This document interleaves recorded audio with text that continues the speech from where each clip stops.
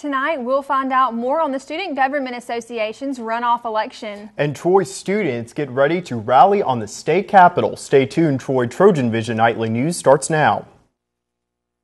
From the high-definition digital production center on the Troy campus, with news from Troy University locations around the world, this is Troy TrojanVision Nightly News. Hello and welcome to Troy TrojanVision Nightly News for February 26, 2013. I'm Caitlin Crow. And I'm Judson Garner. Thank you for joining us this evening. This Thursday, college students from across the state will converge on the State House steps in Montgomery for the annual Higher Education Day rally. And Troy University Student Government Association is trying to make sure Troy is well represented. Bailey Majors gives us the details. Troy University students are preparing for Thursday's Higher Education Day rally in Montgomery, where students have the opportunity to gather at the state capitol to rally about issues important to college students and education. Higher Education Day is a yearly event sponsored by Alabama's Higher Education Partnership, which is the representative and the Alabama legislator for Alabama's 13 public universities. And it's a day for all 13 public universities to come together to let the Alabama legislator know that we need more funding for higher education. Every year, Troy Student Government Association encourages students to participate in the rally. But why is it important for college students to rally for higher education? It's very important for students to go to the rally because in the last 5 years we've seen a large percentage of increase of state funding for our state public institutions here in the state of Alabama. And it's important to come to this because we're trying to get back to the days where 2/3 of all public funding went to the K through 12 system and 1/3 of all public funding for state education went to the higher education system. Farrell says that the higher education system has seen results since the last Higher Education Day in 2012 and has high hopes for this year's rally. Last year we saw a 2% increase in funding for higher education, and getting more state funding means less tuition that Troy students are having to pay. So I really hope to have a further increase in state funding to bring down tuition here on Troy's campus. For students interested in attending Higher Ed Day, there's still time to get involved. You can go by our office, Trojan Center Room 215, and sign up. But if you'd like to go the day of, just meet us outside the Trojan Center in the back parking lot at 7:30 a.m. this Thursday morning. And then you'll get a class excuse for the day as long as a free lunch and come wearing a Troy shirt and have Trojan Pride ready to go. Farrell says he looks forward to Higher Education Day and encourages all students to attend the rally. Just getting out there and just letting the public officials in Alabama understand that Troy University students are civically active and engaged and ready to make a change on this campus and throughout the state. Bailey Majors, Troy TrojanVision News. The Higher Education Day rally will be Thursday at 11 on the State House steps in Montgomery. Students who are interested in taking the SGA bus will need to sign up in the SGA office in room 215 of the Trojan Center. Troy University Student Government Association held its officer elections last week, but there is still one more position left to decide. The runoff election for the position of clerk will be held tomorrow. Faith Mote and Jake Thibodeau will face each other in the runoff for clerk. Neither candidate was able to get more than 50% of the vote in the three-way race for clerk, necessitating tomorrow's runoff. The runoff election for clerk will be from 8 to 5 in the SGA office in Trojan Center Room 215. Students must have their Trojan ID to vote. The newly elected officers will be sworn into office in April. And Troy Mayor Jason Reeves has only been in office for a few months, but he already has someone else taking the position of Mayor, Judson. And we can report that no one has taken over City Hall. A group of area youngsters won the chance to spend the day filling the shoes of Troy city leaders. Deotra Montgomery explains. If you were offered a job as a councilman for the city of Troy for one day, would you take it? On Tuesday, a few students from Charles Henderson Middle School were able to experience just that through participating in the annual Mayor for the Day. I think it's very important for our local students to engage themselves in Mayor for a Day because it allows them to have firsthand access to our city government. The students were given a tour of the city, visiting the Johnson Center for the Arts, the police station, the fire station, and the rec center. Some students explain what they liked most about the day. My favorite part of the day was coming to the fire station because we got to learn about the equipment on the fire trucks. My favorite part was going to the police station because we got to see where all the 911 calls come in. The young mayor of the day shared her excitement about winning the position. I was actually tingling when I knew. And then he called my name, and he's like, oh, by the way, you're mayor. I died a little on the inside of excitement. Some of the students explained what they would like to see improved in Troy. Have more securities in school. I would suggest that they start using alternative fuels in city vehicles. I would actually change the animal shelter. It's bad, deteriorating, Animals do deserve a home. Not only did the students get an opportunity to be council members, but they learned what it takes to be a leader. Deatra Montgomery, Troy TrojanVision News. And now taking a look at news from around the state. In Montgomery, the city of Montgomery has settled a lawsuit filed by 2 residents claiming police brutality. The amount of the settlement is confidential. Kamessa Williams and Miguel Johnson allege they were roughed up by police in separate incidents in 2009. In Tuscaloosa, an autopsy reveals that a 73-year-old woman died of sharp force trauma, but investigators aren't revealing the type of weapon used in the slaying. Police identified the victim as Kate Ragsdale, a retired University of Alabama professor. And in Geneva, heavy rains and worries about flooding have prompted schools to close and open late in southeast Alabama. Public school students are getting the day off from class today in Geneva County and the city of Geneva, where the ground is saturated with water and rivers are rising. And still to come on TrojanVision Nightly News, with Pro Day just a week away, one Trojan is hoping to showcase his skills for the Scouts. Justin McNelly will give us the details when he joins us in sports. But first, we are now just a couple of days from yet another financial crisis because of political disagreements. More on the sequester next.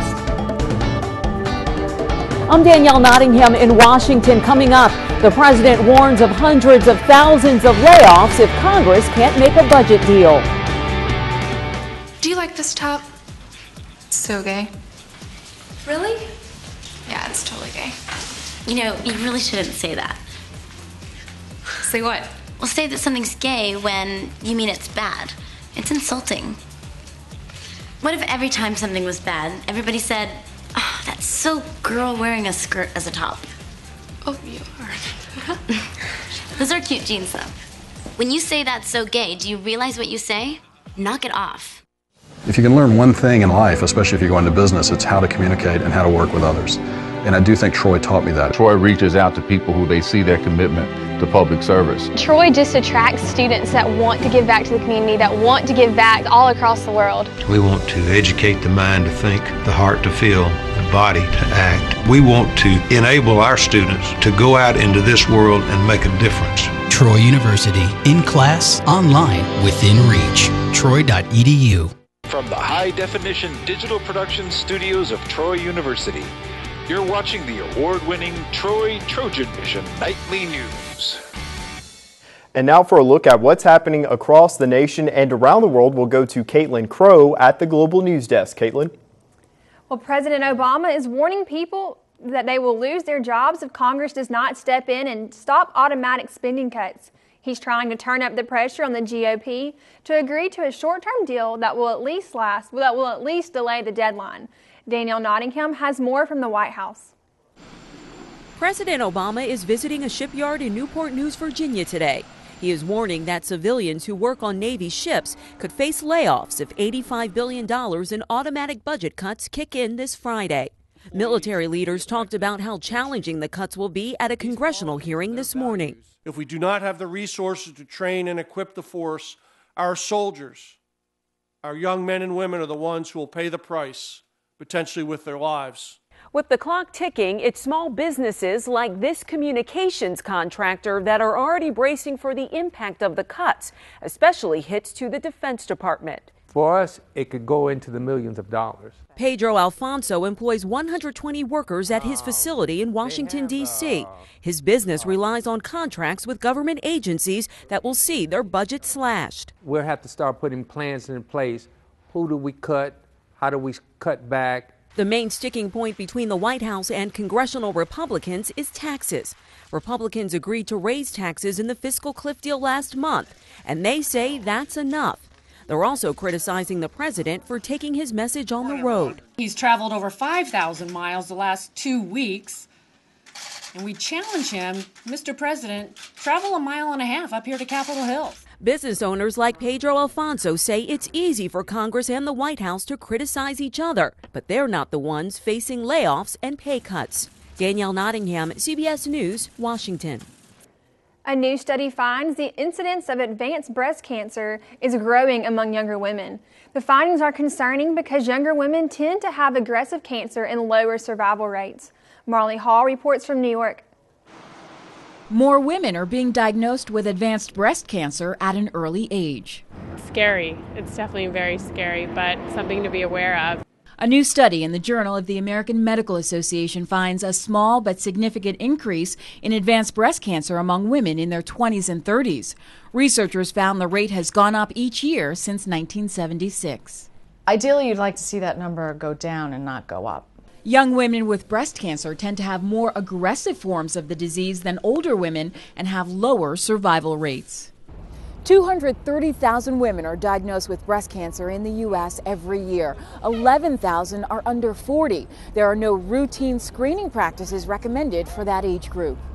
Experts say younger women usually don't know something is wrong until they can actually feel a lump, a sign that the tumor is advanced. Women really have to pay attention to what's going on on their physical exam. If they happen to feel a mass, they should not ignore it. They should bring it to a doctor's attention. Elena Wartsell is 27, but she already gets mammograms because of her family history.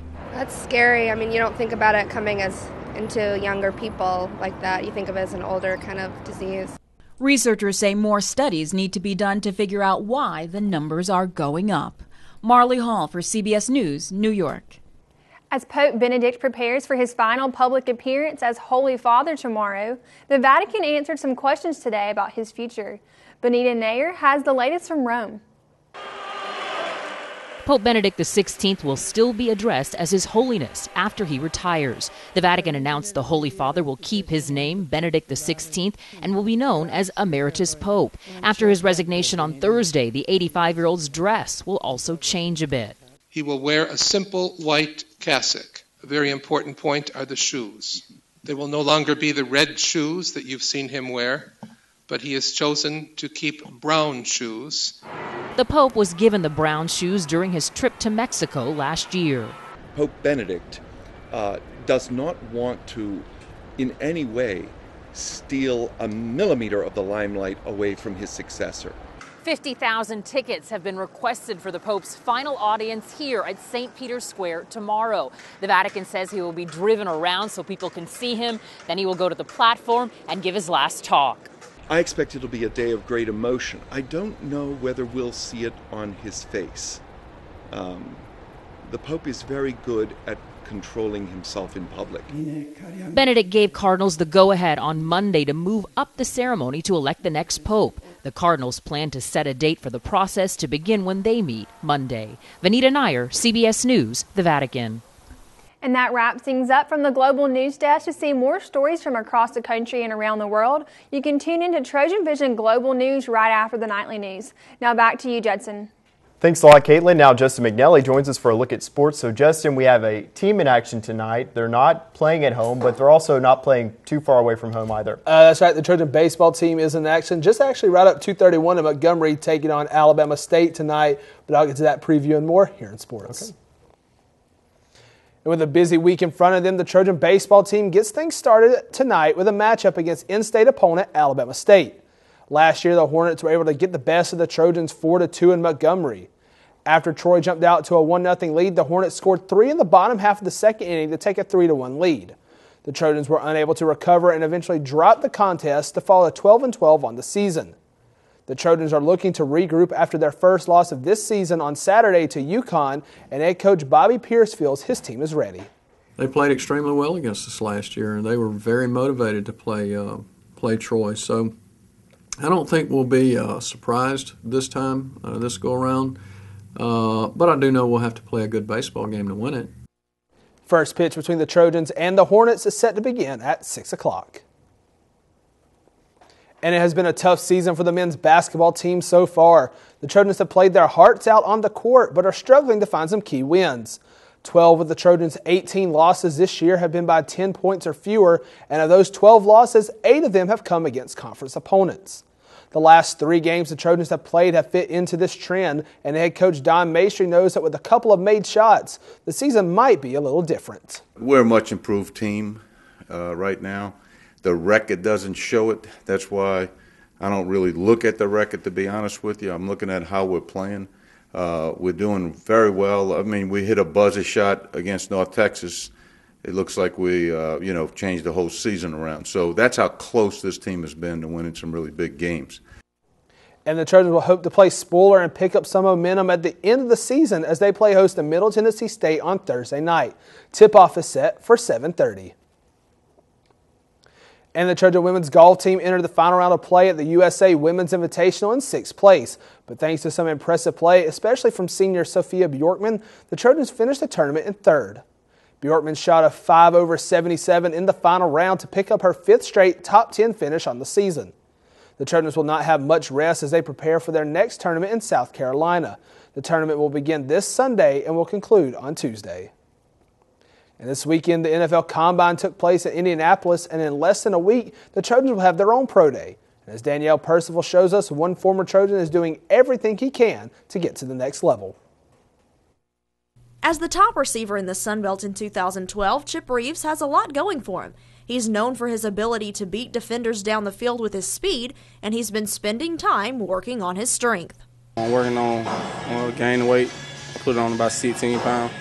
So, Coach Huntington been having me doing a lot of explosive work and speed work so that I can make sure I maintain my speed with my weight. Reeves says he feels most confident in the areas he will get to apply that skill. I think I'm most prepared right now for the running and the jumping.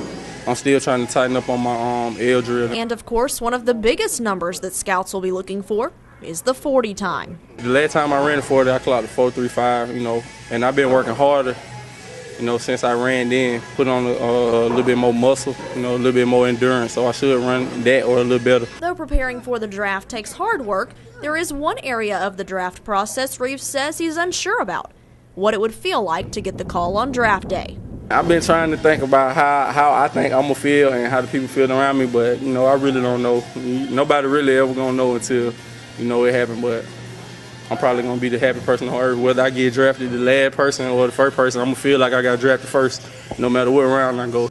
Danielle Percival, Troy, TrojanVision Sports. And Pro Day at Troy University will be on Monday, March 4th. So Judson, Caitlin, maybe the baseball team, can go up there tonight in Montgomery, pick up a big win, revenge their loss, that they had this past weekend in their tournament, and maybe Chip Reeves, get some draft stock up, maybe in this Pro Day, get some scouts to look at him and get his draft stock higher and higher. Yeah, best of luck to him and also all the teams in action this week too. That's right. All right, thanks a lot, Justin. And still to come on TrojanVision Nightly News, writers, listen up. We've got an opportunity for you to get your work published coming up. But first, after heavy rains that started our week off and a clear day today, what can we expect for the rest of the week, Bree? After significant amounts of rain, it looks like as we head throughout the rest of the week, we expect sunny skies and dry conditions ahead. I'll have more coming up next in weather.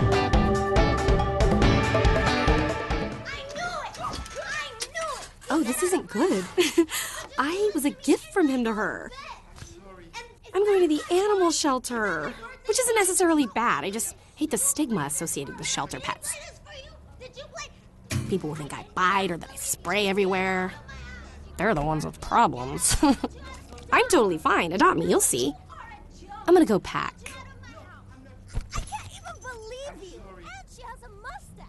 In an instant, everything we know can be taken away. I'm John Larroquette, and as an actor, I've made a career on TV and performing on the Broadway stage. But is that what matters most? If I was suddenly disabled and couldn't take steps, couldn't I still act? Only abilities matter. Visit Kessler Foundation on Facebook and tell us your abilities. And go to KesslerFoundation.org, where only abilities matter.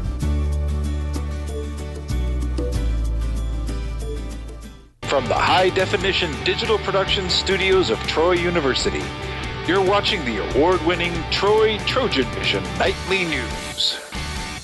And now Bree Sanders joins us for a look at weather. Well, Bree, we know the past couple of days it's been rainy on and off, on and off. So can we expect that to clear up, or is the rainy weather going to stay for us? Well, it looks like we can say goodbye to that rain as we head throughout the rest of the week. I'll get more into that right now. First, let's go ahead and look at our current conditions. In our area, we're experiencing partly cloudy skies right now. Temperatures at 60 degrees. Dew point's at 38 degrees. Humidity is at 44%. Barometer's at 29.68 inches and rising. Winds are coming in from the west-southwest at 9 miles per hour. Today's stats, we had a high today of 63 degrees, a low of 49. Over the past 24 hours, we've had 1.23 inches of rain in our area. The sun rises at 6:21 a.m. and it should set at 5:40 p.m. Temperatures around the state. Overall, we're experiencing some warmer temperatures today. Mobile coming in at 58, Huntsville at 44, Birmingham at 46, Montgomery at 54, Troy at 60, Phoenix City with a high at 64, and Dothan at 61. Temperatures around the southeast, on average in our state, northern part of our state, we're experiencing about 47 degrees here in Birmingham. And as we move throughout the rest of the southeast, those temperatures increase right there, getting significantly warmer into about the mid-50s there in the Carolinas. Temperatures around the United States. Overall, the majority of the states, we have blue pigment everywhere, which means we have a lot of cooler conditions right now going on throughout the majority of the states. But looking at our current surface map, because we have those cool temperatures, it looks like we have some cold fronts pushing through our area, a little bit of snow forming here in the Midwest. As we take a closer look back to the southeast, we have a few cold fronts that passed through a few days ago, pushing that rain back towards the Atlantic Ocean out of our area. So precipitation forecast for the next 48 hours, it doesn't look like we should be expecting any rain in our area, but as we look towards the north of us and towards the other states here, the Carolinas, they will be experiencing significant amounts of rain as they've been seeing for the past few days, but we shouldn't have anything to worry about in our area. Moving on to tomorrow, still no rain in our area, but we do have the rain forming here in Tennessee as well as some strong winds. But on Thursday, those winds as well as rain conditions push out of the state of Tennessee, and still nothing too much to worry about here where we are. As we try to close our work week out on Friday, looks like we have a picture-perfect weekend ahead of us, and continuing into Saturday, still no rain to worry about in our area. For tonight's forecast, we have partly cloudy skies. Winds light and variable coming in from the southwest at about 10 miles per hour with a low of 40 degrees. So unlike last night, tonight will be very dry outside. Won't be as cool. Won't have to worry about any rain. So if you're out and about, you can leave that rain gear at home with you. Maybe just keep a light jacket on hand with you so you don't have to worry about that cool breeze pushing through our area. For tomorrow's forecast, we have partly cloudy skies in our area. Light winds coming in from the southwest at 11 miles per hour with a high of 66. So tomorrow will be much like today, a picture-perfect day outside. We shouldn't be expecting any rain in our area. We did have stronger winds today, however, but it looks like tomorrow they'll pretty much be light and variable, nothing too much to worry about. Definitely go outside and enjoy your day. Moving into our 4-day forecast, like I said, tomorrow that high gets to about 66 degrees with a low of 39. As we move into Thursday, we have mostly sunny skies in our area. That high drops down to 59 degrees with a low of 33. As we close out our work week on Friday, the high gets down to 53 degrees, continuing to decrease. Partly cloudy skies in our area. Still no rain to worry about. Low gets to about 34 degrees. And on Saturday, that high continues to drop right there at 51 degrees with partly cloudy skies in our area. So, Caitlin Judson, it looks like we've been experiencing significant amounts of rain over the past few days. But as we head throughout the rest of the week as well as into the weekend, doesn't look like we'll be experiencing any more rain in our area. And it looks like we have mostly sunny skies ahead. So that's good news. And, you know, one thing interesting about this month is that we've been getting so much rain. And I don't know if anyone else has noticed, but we almost broke our rain limit, I guess, for the of all time. Definitely. I think we were 0.1 inches off from beating the record for most rain in the month of February. That is correct. Yeah. That is correct. So, our records show that we've been experiencing lots of heavier rain in our state, so we won't have to worry about that at least for the next few days. Thank you. Man. All right. Well, thanks a lot, Bree. You're welcome.